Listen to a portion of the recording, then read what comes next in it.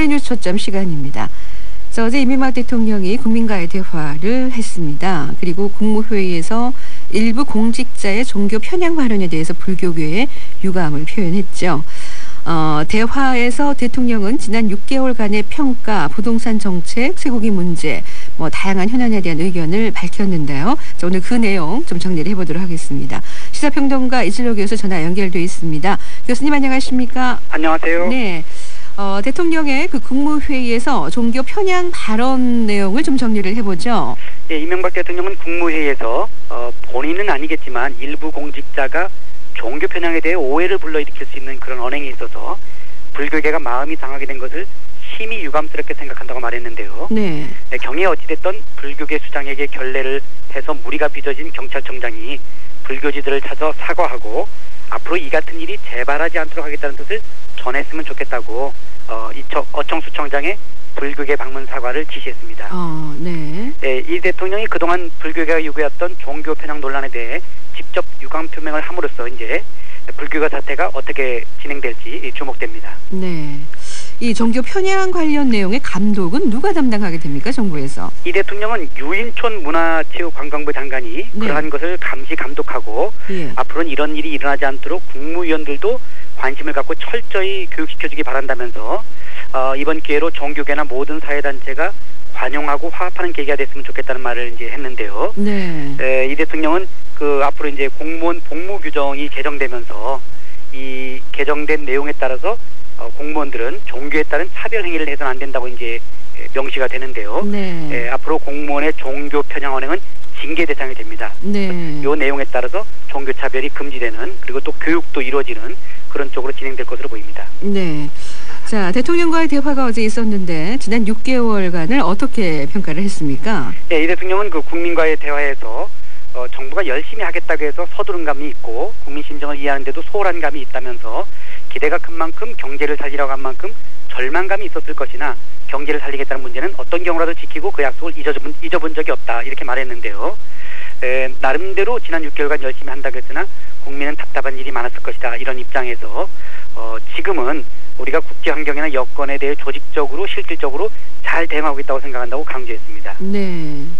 자, 부동산 정책에 대한 발언 내용도 있었죠. 예. 도심 재개발, 재건축을 활성화해야 되겠다. 이런 내용이 거듭 나왔는데요. 네. 그러나 이런 내용은 이제 분양과 더불어서 임대주택 또 그리고 전세금을 통한 어떤 다양한 주택 정책을 쓰겠다고 이렇게 설명을 하고요. 네. 다소간 그린벨트를 해제안이 있어도 정부가 이렇게 분양을 많이 하면은 주택을 훨씬 싼 가격으로 공부하는 것이 가능하다 이렇게 얘기하고요.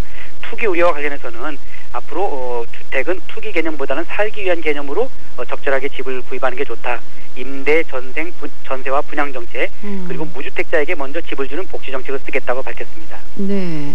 자, 어제 대화 내용 중에서 준법 강조, 또 학자금 문제, 쇠고기 문제 등도 이제 언급을 했는데 좀 정리를 해보면 어떻습니까? 네, 먼저 준법 관련해서는 앞으로 법을 어기거나 폭력적인 것, 불법적인 것은 강력히 처리될 것이라 이렇게 얘기하면서 선진 인류 국가의 가장 기본적인 것이 준법과 법치라고 강조했고요. 학자금 문제에 대해서는 돈이 없어서 공부를 못하는 사람이 없어야 된다는 게 평소 생각이라면서 중앙정부의 예산을 10% 줄인 작업을 내년에 하는데 남는 예산으로 대학생 장학금을 늘리겠다는 약속을 했습니다. 네. 또한 그 이자도 낮추고 무이자를 확대하겠다는 입장도 밝혔고요. 네. 그리고 이제 그 쇠고기 문제에 관해서는 국민의 인식이 변하지 않고 있는 점에 대해서는 시간이 필요하다고 얘기하면서요. 정부가 나서서 바꾸기는 어려우니까 질 좋고 값싼 쪽으로 선택될 것으로 본다. 이런 식으로 어떤 시장에 맡기겠다는 입장을 내비쳤습니다. 네.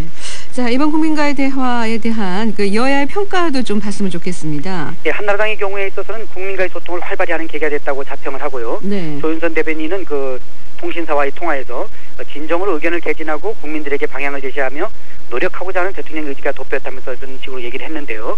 청와대 역시 국정 현안을 체계화된 시점과 실천력으로 다뤄나가고 있음을 여실히 보여준 토론회라고 자평을 했습니다. 하지만 야당의 입장은 다릅니다. 민주당의 경우에 있어서는 문제의 심각성에 대해 대통령의 인식 자체가 여전히 부족하다고 일축을 하고요. 네. 특히 쇠고기 파동에 대해서 뜻하지 않았던 파동이 아니다. 청와대와 정부가 주도적으로 진행한 졸속협상으로 일어난 것인데 변명하고 있다고 얘기를 하면서 강만수 기획재정부 장관의 사태에 대해서도 시장의 신뢰를 회복하는 유일한 길인데 그렇지만 이걸 하지 않고 있는 안이한 상태라고 얘기했고요. 자유선진당의 경우에 있어서도 굉장히 실망스럽고 씁쓸하다면서 변명만을 반복하고 진정성이 없다고 지적을 했고요. 민주노동당의 경우에 있어서는 일방적인 정부 정책의 선전의 장이었다 이렇게 얘기를 하고 있습니다. 네.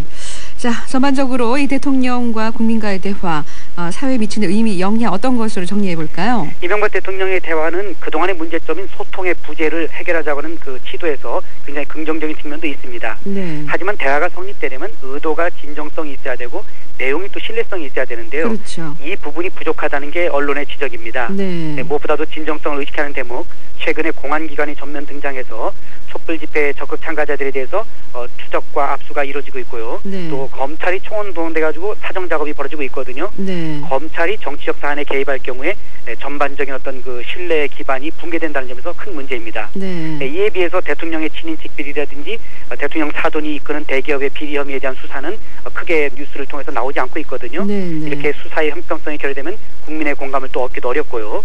결국에는 말보다는 행동이 중요합니다. 그렇죠. 국민을 생각하는 정책과 행동이 효과를 발휘해야만 이번에 대화도 힘을 얻을 것으로 봅니다. 네, 알겠습니다. 자, 교수님 말씀 고맙습니다. 고맙습니다. 네, 감사합니다.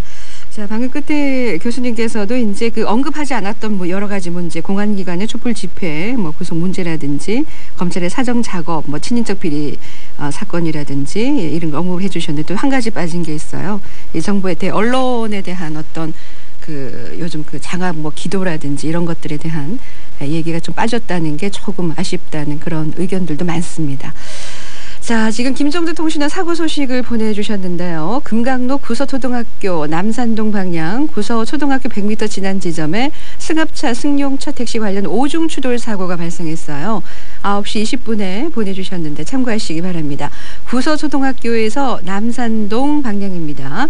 그리고 반송로 석대교차로에서 금사 사거리 방면으로 석대교차로 지난 지점 1차로에 지하철 공사를 하고 있어요. 차병환 통신원.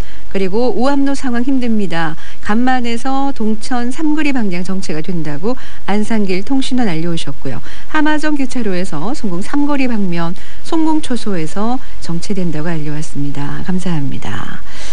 자, 260 애청자께서는 어른들은 지갑이 울고 애들은 주머니가 웃을 날만 다가오는군요.